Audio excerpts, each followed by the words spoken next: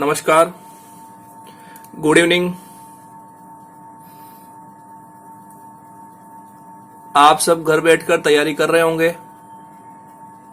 मैं भी आप लोगों के लिए रोजाना वीडियो बना करके आपकी तैयारी को और अच्छी बनाने का प्रयास कर रहा हूं और मैं आशा करता हूं कि आप लोग शायद रोज ये वीडियो देख भी रहे हैं और अपनी तैयारी को अच्छी बना रहे हैं।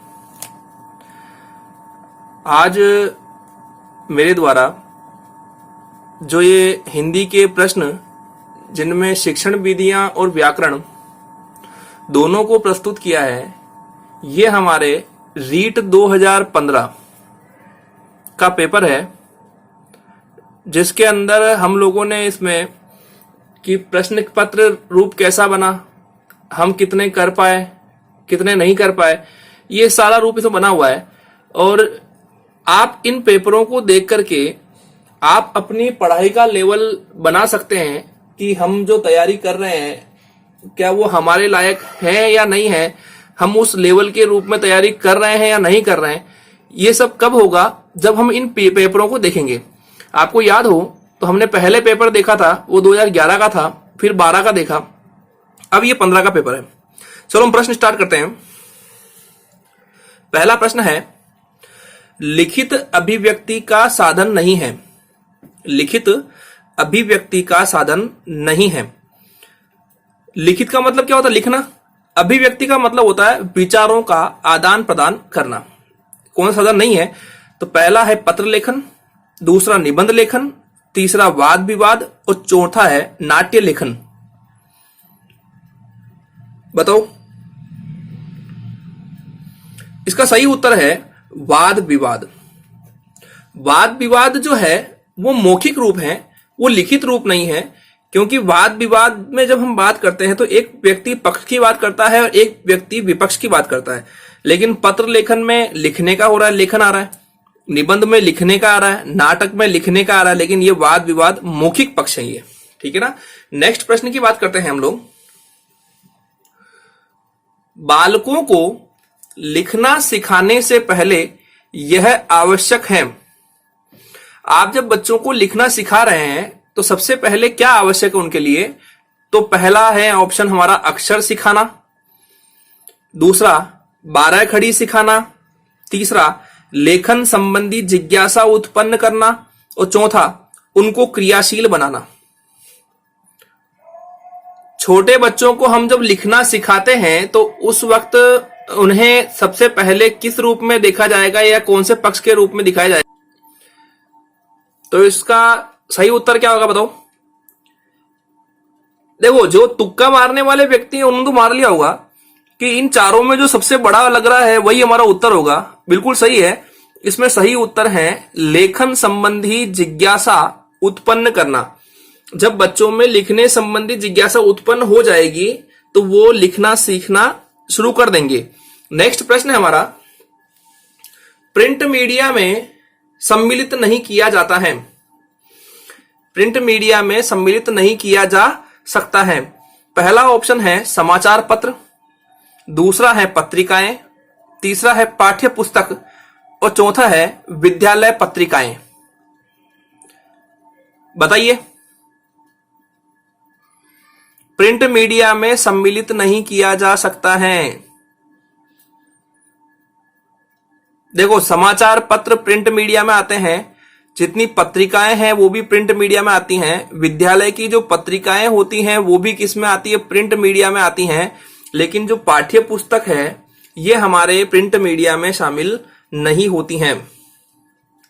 नेक्स्ट, और प्रिंट मीडिया का मूल रूप में जो अगर अर्थ निकाला जाए तो सूचना, मतलब के लेखन रूप में सूचनाओं को प्रदान करना, लेकिन पाठ्य पुस्तक हमारे विषय संबंध में होती हैं। नेक्स्ट क्वेश्चन, SITE क्या है? SITE क्या है? पहला ऑप्शन टीवी चैनल है, दूसरा उपग्रह है, अनुदेशात्मक दूरदर्शन प्रयोग है, तीसरा ए व बी दोनों है, चौथा कोई नहीं है। बताओ। अब देखो, इसमें भी कई स्टूडेंट ऐसे होंगे अब वो जैसे नहीं आ रहा है, फिर भी उत्तर निकालना चाहे करना चाहे तो वो क्या करेंगे पता है, वो स वाला उत्तर सही कर देंगे, वो ए और बी दोनों को सही कर देंगे। लेकिन ऐसा नहीं है। SITE जो है उसका मूल रूप में जो अर्थ बताया गया वो है उपग्रह अनुदेशात्मक दूरदर्शन प्रयोग। याद रखना, ये वस्तुनिष्ठ प्रश्नों की उपयोगिता का कारण है। वस्तुनिष्ठ प्रश्नों की उपयोगिता का प्रमुख कारण है, पहला रटाई से मुक्ति, दूसरा पाठ्यक्रम व्याप्ति, तीसरा निष्पक्ष मूल्यांकन और चौथा विद्यार्थियों का हित। बताइए, रटाई से मुक्ति, पाठ्यक्रम व्याप्ति, निष्पक्ष मूल्यांकन, विद्यार्थियों का हित। इसमें सही उत्तर है निष्पक्ष मूल्यांकन, क्योंकि वस्तुनिष्ठ प्रश्न जो होते हैं वो निष्पक्ष रूप में हमारा मूल्यांकन करते हैं कि हमने सही किए हैं, कितने गलत किए हैं, क्या वास्तविकता में इसको विषय की जानकारी है या नहीं है। ये जानकारी हमें किस रूप में मिलेगी, वस्तुनिष्ठ प्रश्नों के रूप में मिलेगी। नेक्स्ट हमारा छठा प्रश्न है, विचारों की अच्छी अभिव्यक्ति किस प्रकार के प्रश्नों में हो सकती हैं। विचारों की अच्छी अभिव्यक्ति किस प्रकार के प्रश्नों में हो सकती हैं। ऑप्शन नंबर ए वस्तुनिष्ठ प्रश्न, ब अति लघुतरात्मक प्रश्न, स निबंधात्मक प्रश्न और द लघुतरात्मक प्रश्न। बताइए क्या उत्तर होगा इसका। देखो, विचारों की अच्छी अभिव्यक्ति का मतलब है कि कभी आपने देखे हैं जो जब निबंधात्मक प्रश्न आते हैं तो एक बच्चा बहुत कुछ लिखता है, वो विषय से हटकर भी अपने विचारों को प्रस्तुत करता है और विषय को विस्तारित रूप प्रदान भी वो निबंधात्मक में ही करता है। और यहां प्रश्न क्या था कि विचारों की अच्छी अभिव्यक्ति किस प्रकार के प्रश्नों में हो सकती हैं, तो ये हमारा सही उत्तर होगा निबंधात्मक प्रश्न। नेक्स्ट प्रश्न है हमारा क्वेश्चन नंबर 7, किसने मूल्यांकन प्रक्रिया को त्रिमुखी बताकर त्रिकोण के रूप में प्रस्तुत किया है। किसने मूल्यांकन प्रक्रिया को त्रिमुखी बताकर त्रिकोण के रूप में प्रस्तुत किया है। पहला ऑप्शन है मोरिसन, दूसरा है हर्बर्ट, तीसरा है ब्लूम और चौथा है क्रेथवॉल।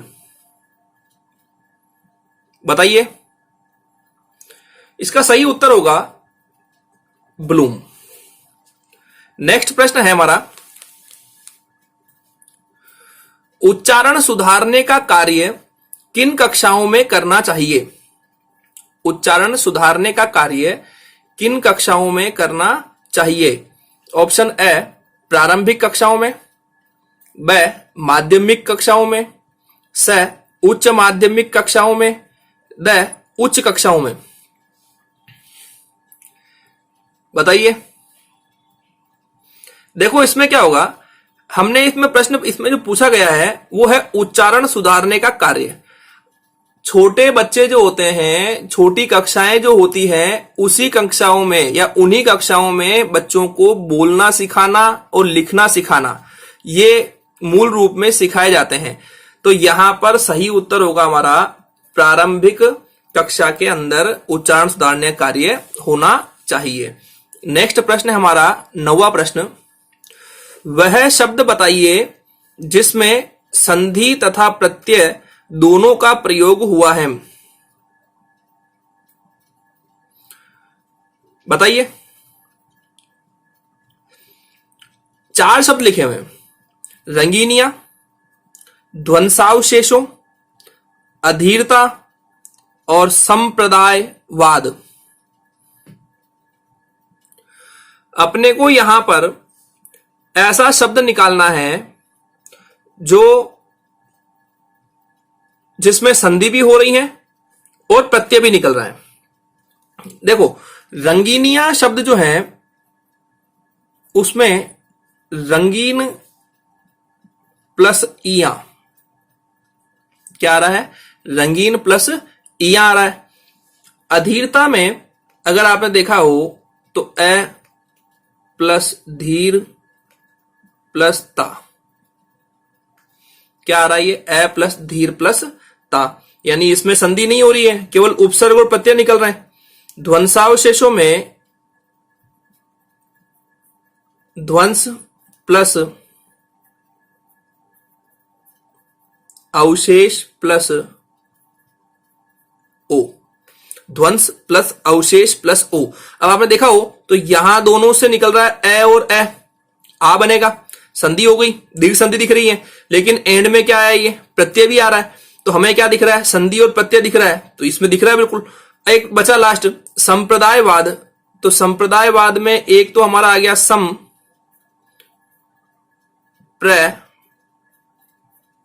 दाय और वाद। अब देखो इसमें हम देखिए अगर, तो यहां पर मूल रूप में सम और प्र दो उपसर्ग निकल गए। हमें यहां क्या पूछा गया है, संधि और प्रत्यय पूछा गया है, तो आपको पहले तो चारों विकल्पों के बारे में जानकारी होनी चाहिए कि ये इसमें क्या क्या निकल रहे हैं, क्योंकि हमें तुक्के मारने से उत्तर सही नहीं होंगे। तो इसमें सही उत्तर क्या हो गया, ध्वंसावशेषों, क्योंकि देखो इसमें दीर्घ संधि भी दिख रही है और लास्ट में ओ प्रत्यय भी आ रहा है। नेक्स्ट 10वां प्रश्न हमारा, इनमें से वह शब्द बताइए जिसमें समास तथा उपसर्ग का प्रयोग हुआ है।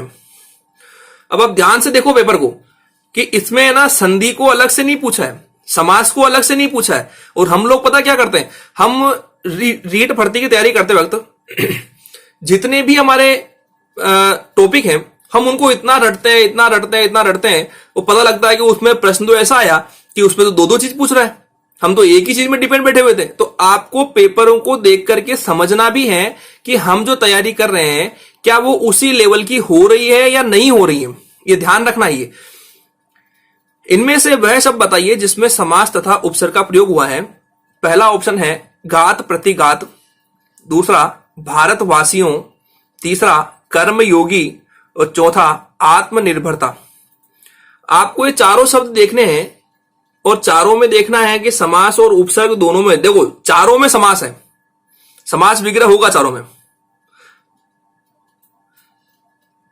लेकिन उपसर्ग देखना है।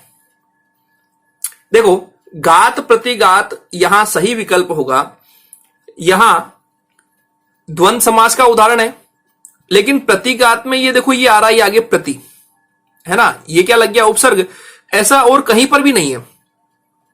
लेकिन यहां पर कर्मयोगी हो गया, भारतवासी हो गया, आत्मनिर्भरता हो गया, लेकिन यहां पर घात प्रतिघात में द्वंद्व समास है और यहां पर प्रति उपसर्ग निकल जाएगा।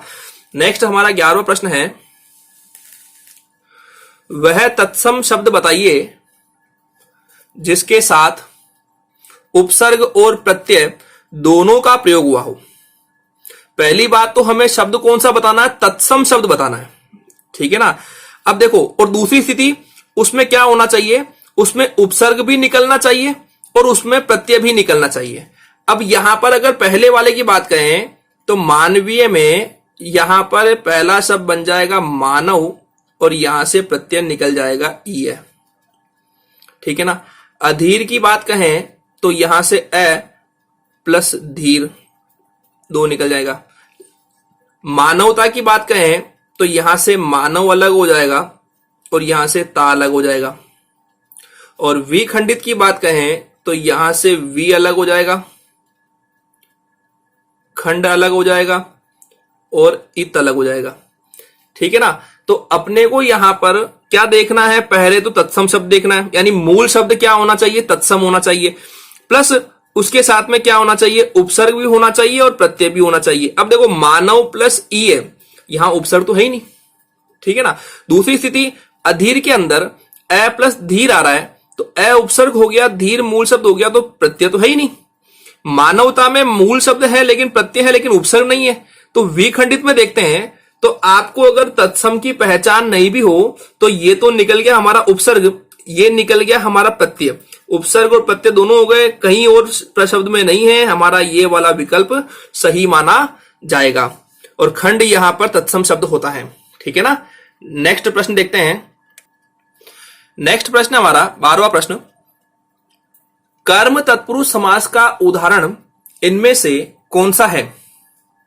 कौन सा, कर्म तत्पुरुष। आपको याद हो तो तत्पुरुष समास के कारक विभक्ति के आधार पर कितने भेद किए गए हैं? तो उनके भेद किए गए 6। कैसे किए हैं? तो आपको कारक पता होना चाहिए। कारक कितने होते हैं? तो 8 कारक होते हैं। कर्ता ने, कर्म को, करण से, संप्रदान के लिए, अपादान से, संबंध का के की, अधिकरण में, पर, संबोधन है, अरे ओ। इन 8 कारकों में पहले और 8वें कारक को छोड़ दो। इसके अलावा बीच में जितने कारक बचेंगे वो सारे तत्पुरुष समास के हमारे भेद बन जाएंगे। अब ये क्या पूछ रहा है? कर्म तत्पुरुष का उदाहरण पूछ रहा है। तो कर्म तत्पुरुष में हमारे जो विभक्ति होती हैं वो कौन सी होती हैं? को होती है। कौन सी होती है? को। तो अब यहां पर आपको चारों के अंदर इनके चारों शब्दों का विग्रह करना है। इनमें देखना है कहां आपको को विभक्ति लग रही है। लोम हर्षक, लोम को हर्षक, आत्म में निर्भरता, देश के वासियों, सर्व में अधिक, सर्व में अधिक। अब यहां पर आत्म में निर्भरता आ रहा है तो में कहां आता है? अधिकरण में आता है। अधिकरण में पर, यह अधिकरण का हो जाएगा। देश के वासियों, संबंध तत्पुरुष समास हो जाएगा।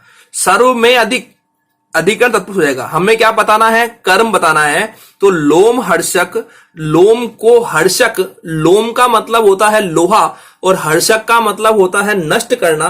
तो लोम को हर्षक यहां शब्द बनेगा, विग्रह रूप ये बनेगा। ठीक है ना। नेक्स्ट शब्द देखते हैं। 13वां प्रश्न है, इनमें से कौन सा शब्द तत्सम है? इनमें से कौन सा शब्द तत्सम है? स्वतंत्रता, श्रद्धा, झोपड़ियों और आजादी। बताओ देखें कौन सा शब्द तत्सम है? इसमें सही शब्द है श्रद्धा। नेक्स्ट, इनमें से कौन सा शब्द स्त्रीलिंग नहीं है? कौन सा शब्द स्त्रीलिंग नहीं है? बताओ देखें। पहला विकल्प है शाम, रात, कलेवा, आंख। मैंने आपको पिछले वाले पेपरों में भी कहा था कि लिंग के संबंध में प्रश्न आएगा और वहां पर आप लोगों को क्या करना है कि वहां अच्छा और अच्छी का प्रयोग शब्द के पहले करना है। जहां उचित लग जाता है अच्छी का प्रयोग वो तो स्त्रीलिंग में हो जाएगा, और जहां शब्द के आगे अच्छा का प्रयोग लग जाता है वो हमारे पुल्लिंग में आ जाएगा। तो अब हम चारों के यहां लगाते हैं। शाम अच्छी होती है, रात अच्छी होती है, आंख अच्छी होती है। ये तो हो गए स्त्रीलिंग के। हमें क्या निकालना? स्त्रीलिंग नहीं है। कलेवा अच्छी नहीं होता है, कलेवा अच्छा होता है। ठीक है ना। नेक्स्ट जो प्रश्न है हमारा, कुसुम, कुसुम शाम को घर गई, कुसुम शाम को घर गई, इस वाक्य में कौन सा काल है? अब देखो इसमें चारों विकल्प जो है वो भूतकाल के हैं। ध्यान से देखना। सामान्य भूतकाल, आसन्न भूतकाल, पूर्ण भूतकाल, संदिग्ध भूतकाल, ये इसमें 4 विकल्प दिए गए हैं। आप लोग याद रखना, हमारे जो भूतकाल है उसके भेद कितने होते हैं? 6 भेद होते हैं। और यहां पर यहां ये लास्ट में क्या आया है? गई। अगर हमारा वाक्य जो खत्म हो रहा है और उसकी क्रिया में आ, ई, ए अगर एंड में आ रहे हैं तो आपको ध्यान रखना है ये कहां पर आएंगे? सामान्य भूतकाल में आएंगे। अगर यहां पर इन तीनों के साथ में जैसे आ है, ई है और ए है, अगर ये आ रहे हैं तो ये आसन्न में हो जाएगा। और यहां पर अगर ये आ, ई, ए ही आ रहा है लेकिन यहां पर पीछे होगा, होगी, होंगे, अगर ये आ जाए तो क्या होगा? संदिग्ध हो जाएगा। और पूर्ण भूतकाल में तो था आना चाहिए, था, थे, थी, ये आना चाहिए, है ना। अब सपोज मानो ये, वैसे तो ये कुसुम शाम को घर गई, एंड में क्या आ रहा है? ई आ रहा है। ई कहां आ रहा है? सामान्य में आ रहा है, तो ये यहां पर सामान्य हो जाएगा। लेकिन यही प्रश्न थोड़ा चेंज होता और ये आता कुसुम शाम को घर गई है, गई है, तो गई है कहां आ रहा है, आसन्न। तो अगर ये गई है होता तो आसन्न में आया था। अगर ये आता कि कुसुम शाम को घर गई थी कहां आता है, था थे थी, पूर्ण भूतकाल में हो जाएगा। अगर यहां ये आता है कि शायद कुसुम शाम को घर गई होगी, वो संदिग्ध में आ जाएगा। तो आप लोगों को इन प्रश्नों को पढ़ना है और चारों विकल्प जो आते हैं, देखो हमें तुक्का नहीं मारना है। परीक्षा में अगर आप लोग तुक्का मारते हो ना, तो ये मानकर चलना कि हम कभी भी सफलता के कगार पर नहीं है। हम वहां जो पढ़ रहे हैं, हमें चारों विकल्पों की जानकारी होनी चाहिए कि कौन सा विकल्प क्या बोल रहा है, कौन सा विकल्प क्या नहीं बोल रहा है, हम जो चारों विकल्प देख रहे हैं वो सही है या नहीं है, ठीक है ना। इसी के साथ आज हमारे ये मुख्यतः प्रश्न, जो 15 प्रश्न मैंने आज लिए हैं, ये यहीं खत्म करता हूं मैं। आप लोग इन प्रश्नों को ध्यान से देखें, अपनी तैयारी को भी देखें, क्या हम उस रूप में तैयारी कर रहे हैं या नहीं कर रहे हैं, ठीक है ना। इन तैयारी को देख करके आप मुझे बताते रहें कि सर आप जो पेपर बना रहे हैं वो लेवल का है या नहीं है। और वैसे एक चीज याद रखना, ये सारे पेपर आप पहले दे चुके हैं। जो पहली बार दे रहे हैं वो तो भाई सीखो, जो सेकंड टाइम दे रहे हैं उनको पता होना चाहिए कि पिछली बार हमने क्या कमियां रख दी थी, क्या कमियां रह गई थी, उनको क्या सुधार करें, प्रश्न कैसे आ रहे हैं, चेंज कैसे हो रहे हैं, हम पढ़ रहे हैं वो लेवल का है या नहीं है। देखो, स्वयं का मूल्यांकन स्वयं को ही करना होगा, कोई दूसरा आपको समझाने नहीं आ सकता। अगर आप स्व अभिप्रेरक हैं, आप स्वयं मोटिवेटर हैं, तब तो आप जीत में रहेंगे। लेकिन आप 2 दिन के लिए तो आप बनाते हैं रूपरेखा की, नहीं मुझे करना है, लेकिन उसके बाद में आपके दिमाग से निकल जाता है कि भाई मेरे से तो नहीं होगा, संभव नहीं है। तो मैं आप लोगों से ये कहता हूं कि इन चीजों को थोड़ा चेंज करो, थोड़ा पढ़ने के प्रति रुझान बढ़ाओ। अगर आपको पद चाहिए तो आपको उसके लिए मेहनत करनी होगी। और ये मत सोचो कि मुझे घर वाले कहेंगे तो मैं पढ़ाई करूंगा, मुझे मेरे दोस्त लोग कहेंगे तो मैं पढ़ाई करूंगा, मेरे दोस्त पढ़ेंगे तो मैं पढ़ाई करूंगा। आपको खुद के लिए खुद को काम करना होगा। आपको चाहिए कि मेरी फ्यूचर हो, मेरा खुद का कुछ एक स्टेटस हो, मेरा नाम हो, मेरी पहचान हो, तो उसके लिए कुछ ना कुछ करना पड़ेगा। ध्यान रखना ये, ओके। आप इन प्रश्नों को देखें, अपना जो स्कोर रहा है मुझे बताएं मैसेज करके। बहुत बहुत धन्यवाद आप लोगों का पेपर को देखने के लिए। शुभ रात्रि।